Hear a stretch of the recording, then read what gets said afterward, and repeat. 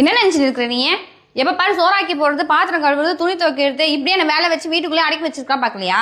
ஏன்னா அப்படிலாம் அடைக்கலாம் வைக்க முடியாது. உன்னை யார் அடைச்சி வச்சது? வீட்டு வேலை எல்லாத்தையும் நான் பார்த்துக்கிறேன், நீ வெளியே போய் வேலை செய்ய. ரெகுலராக வீட்டுக்கு பண்ணுற செலவு இருக்குது பார்த்தியா? வீட்டோட இஎம்ஐ, கரண்ட் பில்லு, தண்ணி பில்லு, நெட் கனெக்ஷனுக்கான பில்லு, அது போக உன் சிம்முக்கும் ரீசார்ஜ் பண்ணிக்கின்னு என் சிம்முக்கும் ரீசார்ஜ் பண்ணு டேட்டா பேக்கோட.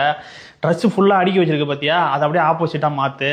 என் ட்ரெஸ்ஸு ஃபுல்லாக அங்கே இருக்கணும், உன் ட்ரெஸ்ஸு ஒரே ஒரு செல்ஃபில் தான் இருக்கணும். ஃபங்க்ஷன் இருக்குதோ இல்லையோ வருஷத்தில் 12 மாதத்துக்கும் எனக்கு ஏதாவது ஒரு புது ட்ரெஸ் எடுத்து கொடுத்தே ஆகணும். அதோட என் ஃப்ரெண்டுக்கு யாருக்காவது கல்யாணம் வந்ததுன்னு வையன், நீயும் என் கூட வரணும். போகிற வர செலவு, அது போக மொய் வைக்கிறதுக்கு நீ தான் காசு கொடுக்கணும்.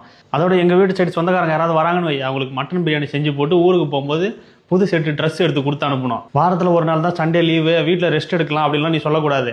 அன்றைக்கி ஒரு நாள் தான் எனக்கு ரெஸ்ட் கிடைக்கும், அதனால் என்னை வெளியே கூப்பிட்டு சுற்றணும் நாள் ஃபுல்லாக.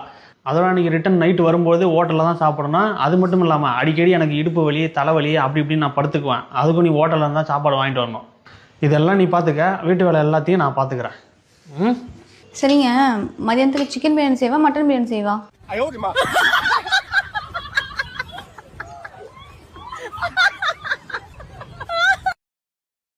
Download ShareChat.